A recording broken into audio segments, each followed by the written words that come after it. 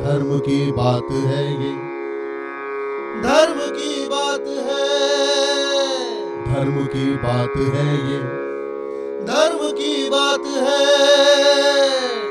धर्म की बात है ये, धर्म की बात है, धर्म की बात है ये, धर्म की बात है, धर्म की बात है ये, धर्म की बात है ये।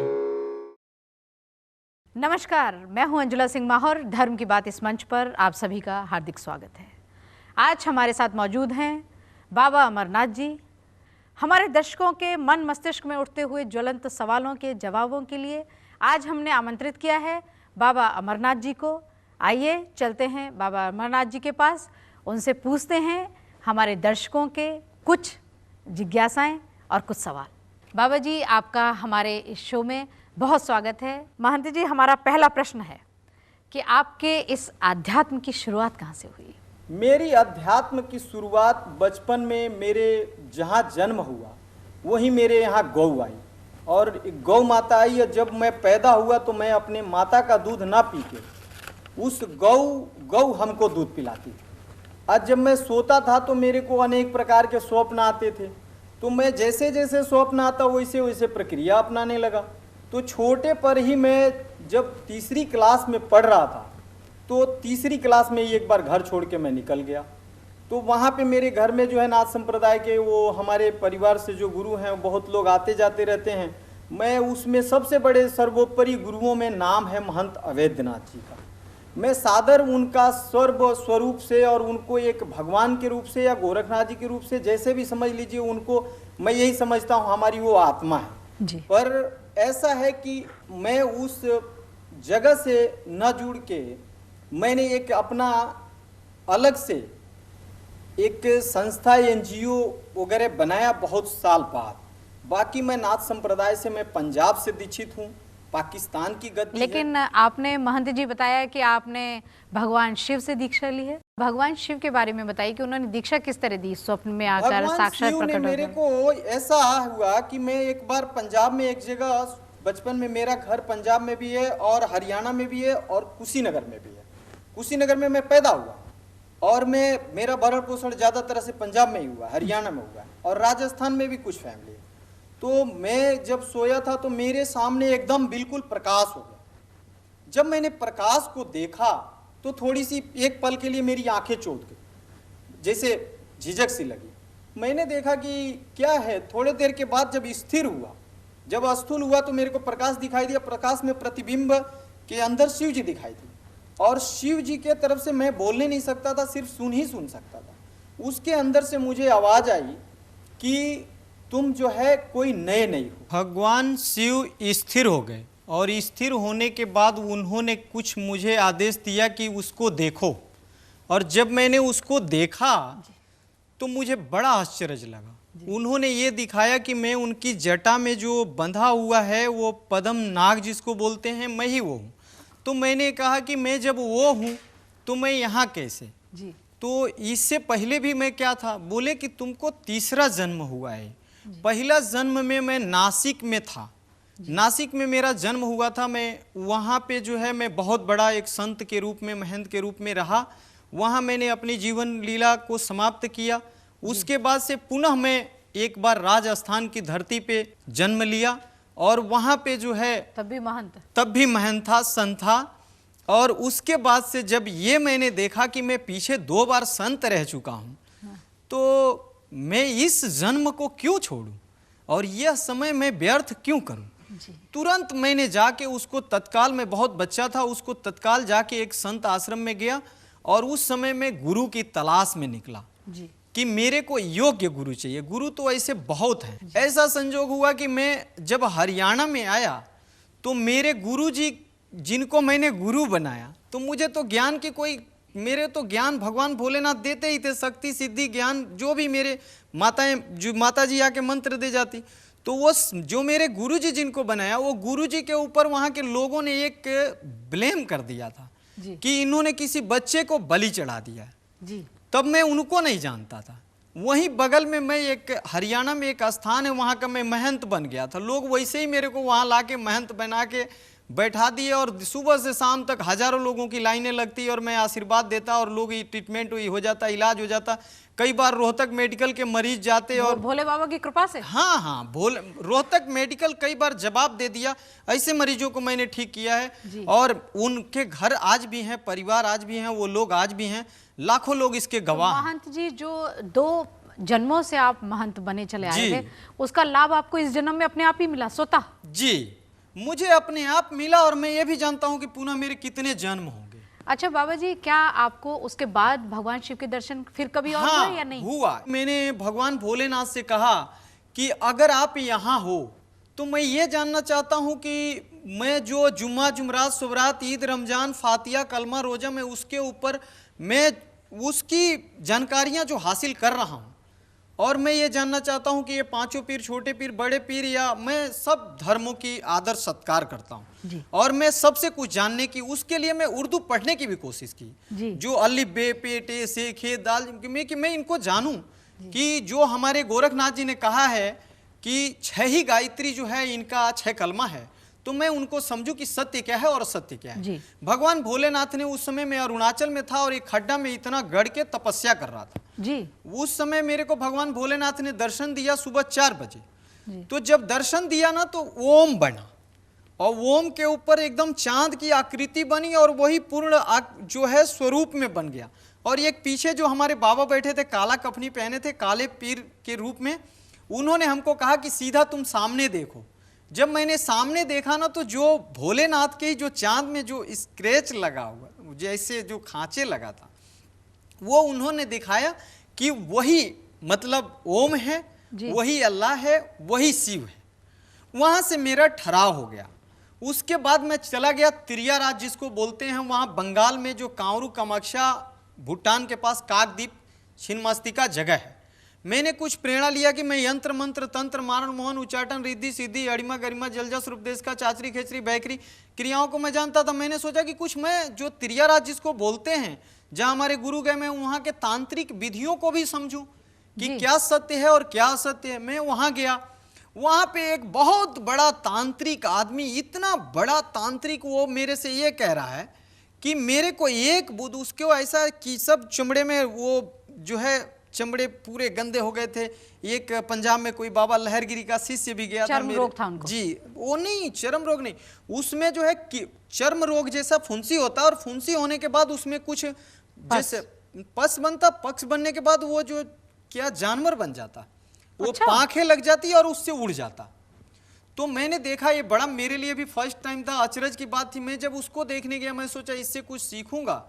तो वो कहने लगा कि तुम्हारे अंदर अपार शक्ति है, तुम सिर्फ मुझे 2 बूंद पानी दे दो। वो मैंने सोचा ये कोई लीला तो नहीं कर रहा है कि मैं पानी दे दूं और कहीं इसकी बीमारी मुझे न लग जाए। तो फिर मैंने सोचा कि एक बार तो कोई बात नहीं, अगर इसकी बीमारी लग जाएगी तो कोई बात नहीं है, मेरे पास तो भोले बाबा है ही है। विश्वास तो था, लेकिन मन में थोड़ा सा कौन चाहेगा कि किसी की बीमारी अपने सिर लग जाए। बचपन में वो भी यंग, मैंने अभी सब कुछ करने का उम्र था। फिर मैंने क्या कहा कि चलो जो कुछ होगा परमात्मा के लिए, नरसिंह भगवान को मान के कि प्रहलाद को नरसिंह भगवान ने बचाया, तो मैं यही मानता हूं कि मैं गद्दी से महंताई को हर बार त्याग देता हूं। मैं कई बार नाथ संप्रदाय में गद्दी का महंत भी बना हूं, चद्दर भी ओढ़ा हूं, मैं गद्दी को त्याग देता हूं जी। हाँ, मैं गद्दियों पे नहीं, आज भी मैं किराए के घर में रहता हूँ और मुझे गद्दी पे बैठाते हैं, गद्दियों का मैं महंत बनता हूँ, मैं गद्दी को त्याग देता हूँ। मेहनत में और श्रद्धा में और समर्पण में और अपने कर्म में ही विश्वास रखता हूँ और भगवान के ध्यान में जी। तो मैंने क्या किया, वहां से जो है उसको पानी दिया, पानी का छांटा लगाया, वो ठीक हो गया। उसके बाद वो ठीक होने के बाद मैं गंगा जी के किनारे गया, नरसिंह मंदिर में रहा 2-3 दिन। जब मैं ध्यान करने लगा तो मेरे बीच में ऐसे भमरा जैसा, गोला आकार जैसा घूमने लगा जी। तो मैं समझ गया कि ये मेरा सुरक्षा कवच बाबा कर रहा है कि ये जगह हमारे लायक नहीं है। तो वहां से एक वाणी आई कि तुमको ये तंत्र मंत्र की जरूरत नहीं है, उल्टे सीधे क्रियाओं की जरूरत नहीं है, तुम एकदम अंतर ध्यान होके भगवान में का स्मरण करके तुम्हारे को अध्यात्म ज्ञान हो गया है और अध्यात्म ज्ञान का प्रकाश सारे संसार जगत में करो। नाथ संप्रदाय की विशेषता है कि त्याग करते हैं हर चीज का। जी, नाथ संप्रदाय में त्याग ही त्याग है और नाथ संप्रदाय में इतना त्याग है कि पहले मैं आपको ये बताऊं, नाथ कहते किसको?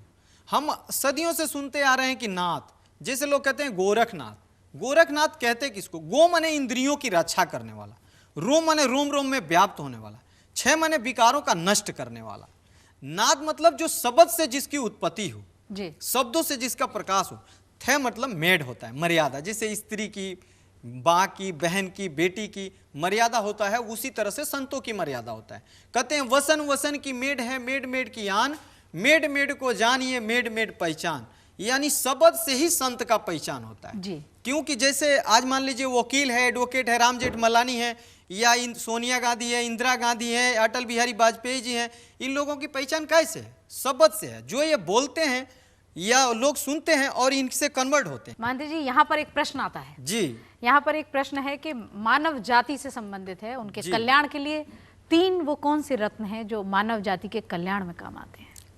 Very good. मानव जाति के तीन रत्न सबसे बड़े कल्याणकारी हैं, एक जीव रत्न, एक आत्मरत्न और योग रत्न, जिसको आप ऐसे भी कह सकते हैं कि जीव रत्न और मन रत्न और आत्मरत्न। आत्मरत्न जो है वो जीव रत्न का संतुलन रत्न है। जैसे आपको बता रहा हूं कि यहां से जो नाभि से जो आपकी एक बार आवाज उठता है जी, और आत्मा खींचता है, जी। जिस तरह से धरती को आकाश खींचता है, दोनों के घर्षण होने से प्रकृति सुरक्षित रहता है। वो अपने तरफ खींचता है, ये अपने तरफ। उसी तरह से आत्मा अपने तरफ जीव को खींचता है, जो नाभि कमल में होता है। और आत्मा ये उदर से जो है दोनों तरफ से खिंचाव होने से, दोनों के घर्षण से मन की उत्पत्ति होती है, जिसको हम हार्ट कहते हैं। तो इस सबसे पहले हमारे सेवा के तीन पदार्थ जो है, जीव रत्न, मन रत्न और आत्मरत्न, ये तीनों रत्न जब अंदर से पैदा होंगे, अंदर से उत्पन्न होंगे, अंदर के विकारों को मारेंगे, और अंदर का जब विकार मारेंगे, जब अंदर से उत्पन्न होंगे, तभी हम जो है सामाजिक कार्य या समाज की सेवा और जो है इस पे काबू पाके हम एक समाज के उत्थान का कार्य कर सकते हैं। महंत जी, आपकी दृष्टि में गुरु कितने प्रकार के होते हैं? गुरु चार प्रकार के होते हैं जी। अब जैसे गुरु चार प्रकार के होते हैं और ये एक तरह से गुरु तीन प्रकार के होते हैं। चार प्रकार के गुरु इस तरह से होते हैं, जैसे राक्षसों के भी गुरु होते हैं जी, और जो ब्राह्मणों के भी गुरु होते हैं। जी, जैसे यक्ष गंधर्व, यक्षों के गुरु होते हैं, राक्षसों के भी गुरु होते हैं, देवों के भी गुरु होते हैं, और देवताओं के भी, योगियों के भी गुरु होते हैं। इन चारों के जो गुरु होते हैं, आपने चार महंत प्रकार जी कहा था कि गुरु तीन प्रकार के भी होते हैं, वो तीन प्रकार वाले गुरु तीन प्रकार के इस तरह से होते हैं, एक पेड़ जैसे, एक पत्ते जैसे, एक पत्थर जैसे।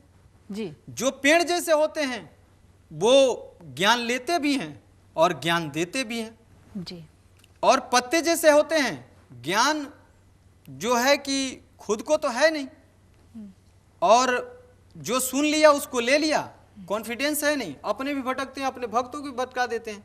और पत्थर जैसे होते हैं, वो ज्ञान है पर देते नहीं, अपने भी भटकते हैं, अपने शिष्यों को भी भटका देते हैं। जैसे आप गए तो न बोलेंगे, न चलेंगे, न सुनेंगे, जब समाज में जब बोलेंगे ही नहीं, वो कहते हैं उन्मुन रहना, भेद न कहना, निजपत पीना पानी, गुरु शब्द समझ हो रहना, सहजे सुरति समानी।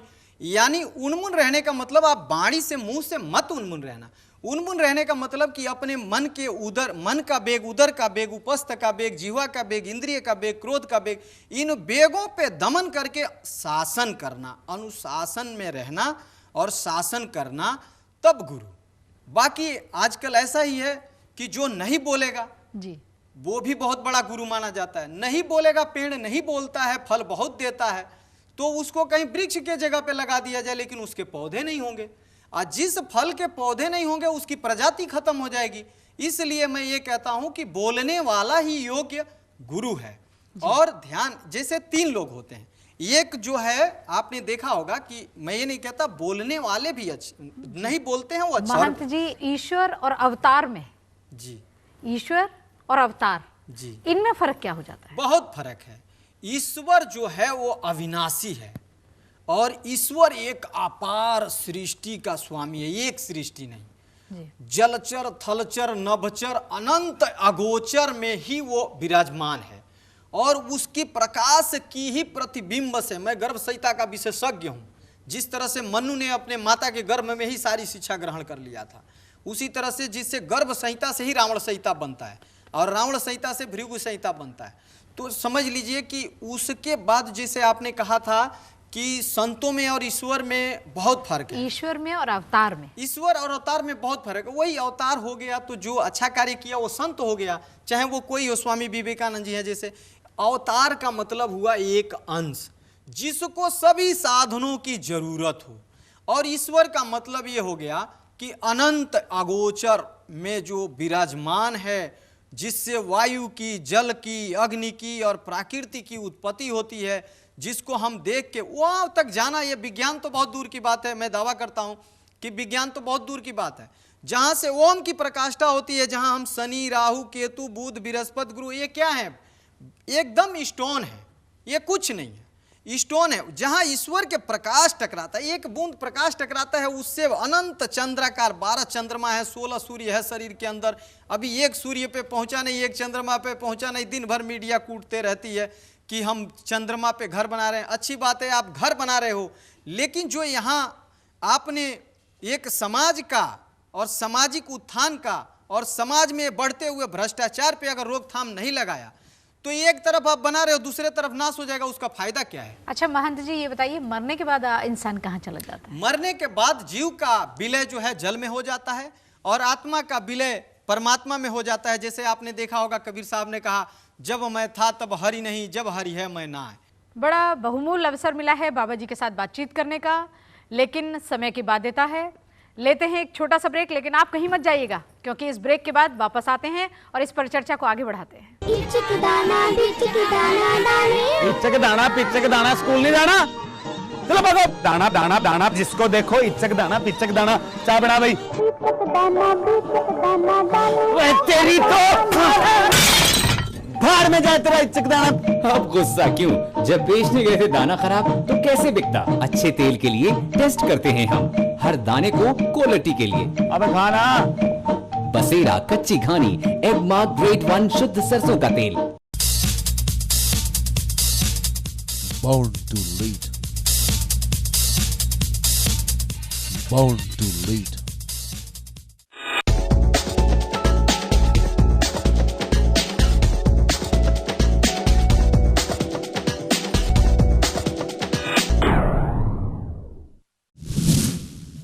आइए एक बार फिर आप सभी का स्वागत है धर्म की बात इस मंच पर। हमारे साथ हैं बाबा अमरनाथ जी। अभी बहुत सारे प्रश्नों के उत्तर हमें बाबा अमरनाथ जी से चाहिए। आइए एक नए प्रश्न के साथ बाबा जी के पास चलते हैं। बाबा जी, युवा शक्ति का क्या योगदान है राष्ट्र की उन्नति में? पहली बात तो ये आता है कि युवा पीढ़ी का ही निर्माण है। आज हम स्वास्थ्य की, शिक्षा की या कुछ अर्जन करने की या चंद्रमा पे जाने की हम जो भी बातें कर रहे हैं, या हमारी सरकारें करती है या हमारे जो लोग भी करते हैं या बुद्धिजीवी करते हैं या धर्म गुरु करते हैं जी। वो इसीलिए करते हैं कि आने वाली युवा पीढ़ी जो है योग्य होगी, जो बच्चे होंगे और जो यंग हैं युवा पीढ़ी, वो समझ लीजिए कि देश से ही नहीं विदेश से लेके प्रदेश से लेके और धर्म के कार्य में युवा पीढ़ी ही अग्री होनी चाहिए और युवा पीढ़ी, युवा जनरेशन ही होना चाहिए। और मैं समझता हूं कि बुजुर्ग का मतलब होता है सिर्फ बुद्धि देना। खुद घोड़ा भी बन गए और घुड़सवार भी बन गए, दोनों बात नहीं चलेगी। जी जी जी। उसी तरह से जो बुजुर्ग हो गए वो गुरुओं की जगह पे एक गुरु के रूप में, माता के रूप में, पिता के रूप में उनको निर्मित, संरक्षक के रूप में निर्मित हो जाना चाहिए। और बाकी युवा पीढ़ी है वो कर्म प्रधान व्यक्ति है। परम देव ब्रह्मा विष्णु महेश जी का क्या धर्म है? एकदम बहुत राइट, आपने सही कहा और मैंने सही देखा और सही समझा है। ये देखिए, जो हम कहते हैं ना कि मस्तिष्क में शिव विराजमान है जी, ये आत्मा को हम शिव कहते हैं जी सृष्टि में। जी और आत्मा जो है बुद्धि वर्धक है जी और विटामिन बी है और ये जो है बुद्धि देता है, जी। इसको हम शिव कहते हैं। और कई लोग कहते हैं कि शिव जो है नशा करते हैं, व्यसन करते हैं, ऐसा कुछ नहीं, बिल्कुल गलत, फ्रॉड। शिव ही एक ऐसे देवता है जो सबसे शुद्ध और सबसे परम वैष्णु है। जैसे आपने देखा होगा कि ये मस्तिष्क कोई गंदगी को बर्दाश्त नहीं करता। अगर ये आपके दिमाग में कोई गंदगी है या किसी के, तो वो नाक के रास्ते, कान के रास्ते, मुंह के रास्ते, आंख के रास्ते वो निकल जाएगा, लेकिन वो गंदगी को कभी बर्दाश्त नहीं करता है। इसीलिए शिव को संहारक भी कहा गया है। और जो ज़्यादा भ्रष्टाचार फैल जाता है तब शिव आते हैं या शिव अपना अनुयायी भेजते हैं।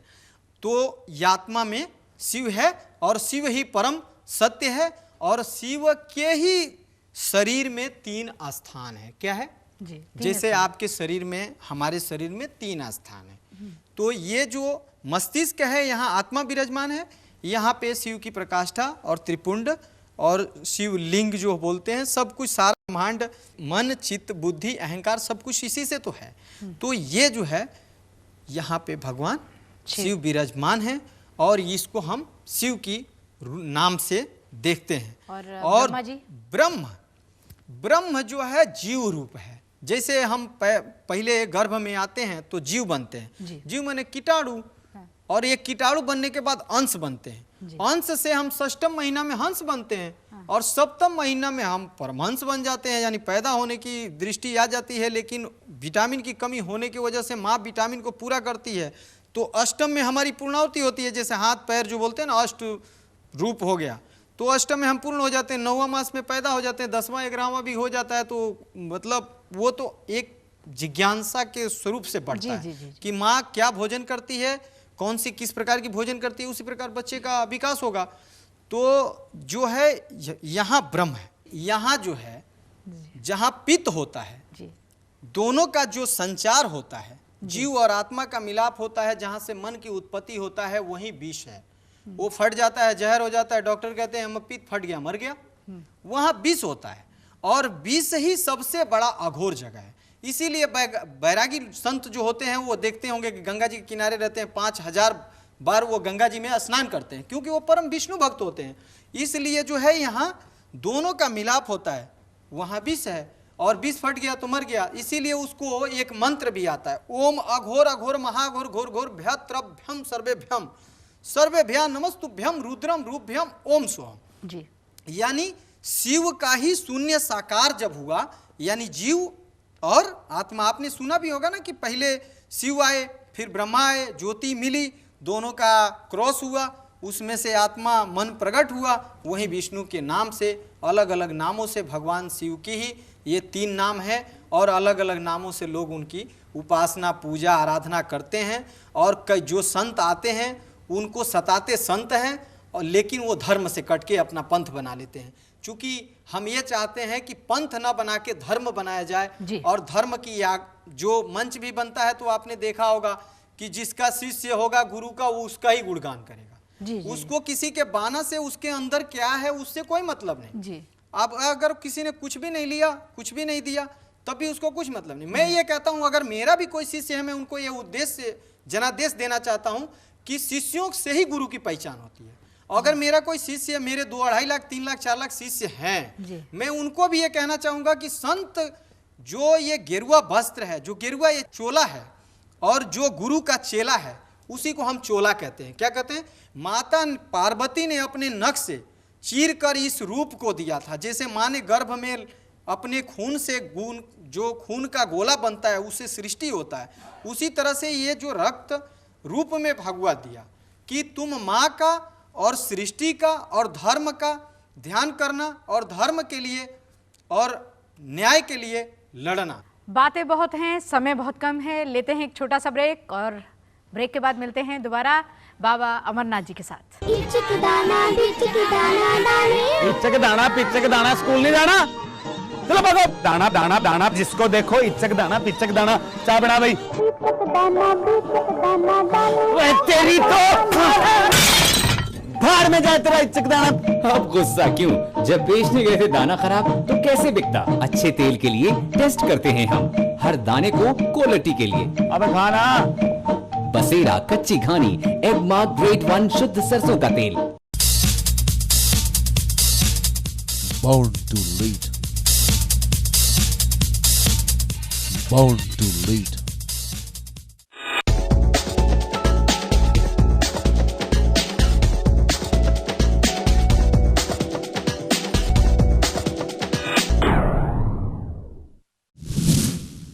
ब्रेक के बाद एक बार फिर आप सभी का स्वागत है।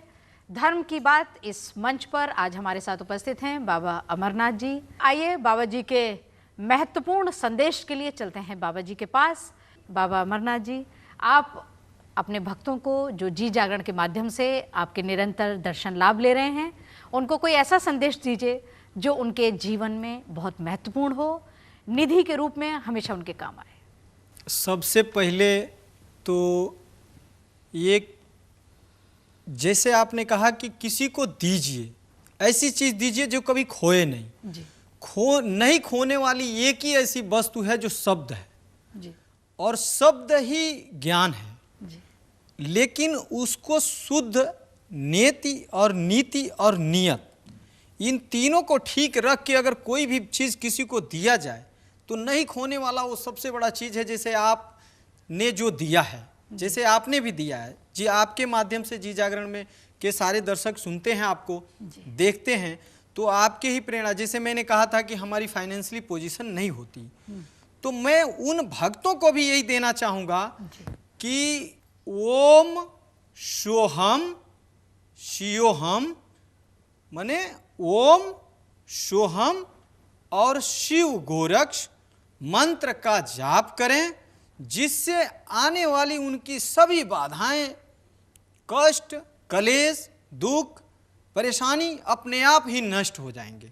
और मैं ये संदेश देना चाहूँगा कि जैसे अगर उनको कोई बीमारी है तो ओम मृत सजीवनी विद्या मृत तथापे तथापे क्रिंग ह्रिंग स्वाहा का जो है पाठ करें, उससे जो है वो निरोग हो जाएंगे। और उनके जीवन की तरक्की के लिए जो कहते हैं कि मैं एक ऐसा मंत्र बोलता हूँ कि अगर उस मंत्र का ही उन्होंने श्रवण किया तो उनका वैसे ही कल्याण हो जाएगा जी।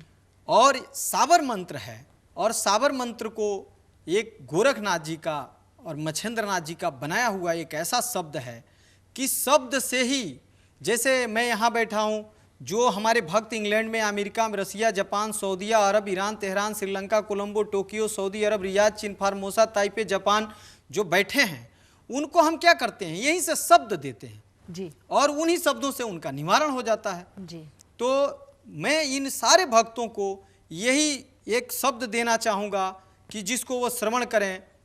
ओम महास्वरसती विद्महे ब्रह्मा पुत्रे धीमहि तन्नो वांग देवी प्रचोदयातः नमः, कि माँ सरस्वती उनको सच्ची बुद्धि दें, सद्बुद्धि दें, जिससे वो सबसे पहले ज्ञान और बुद्धि अर्पण करें और उनका कल्याण हो। मेरा मंत्र वो श्रवण करें और सच्चे दिल से अगर श्रवण करेंगे तो उनका कार्य अवश्य हो जाएगा।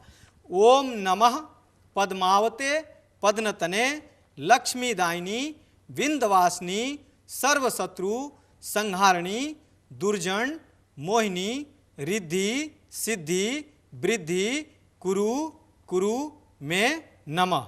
इस मंत्र का श्रवण करने से या मंत्र को अर्पण करने से आदमी के एक तो दुश्मनों का नाश हो जाता है और दुश्मनों के अंदर अच्छी बुद्धि आ जाती है, जिससे जो उनका सोच है वो बदल जाता है, वो आपके मित्र बन जाते हैं। समय की बाध्यता है, विवशता है। दर्शकों, आज आपने नाथ संप्रदाय के युवा विचारक को सुना। आशा है कि आपको उनके विचारों से बहुत अधिक लाभ मिला होगा। हमारे दर्शक अगर महंत अमरनाथ जी से कुछ भी प्रश्न पूछना चाहते हैं तो हमारा ईमेल एड्रेस है धर्म की बात में अपने विचार और सवाल जानने के लिए आप हमें मेल कर सकते हैं dharmkb@gmail.com। आप हमें SMS भी कर सकते हैं। आप हमें अपनी राय SMS कीजिए 09759401500। आइए धन्यवाद करते हैं बाबा अमरनाथ जी का, जिन्होंने हमारे शो में आकर हमें कृतार्थ किया है। बाबा अमरनाथ जी, आपका बहुत धन्यवाद। इजाज़त दीजिए अंजुला सिंह माहौर को। आज ही के दिन, आज ही के समय फिर मिलते हैं एक नए विचारक, एक नए संत के साथ। तब तक के लिए शुभ रात्रि, नमस्कार।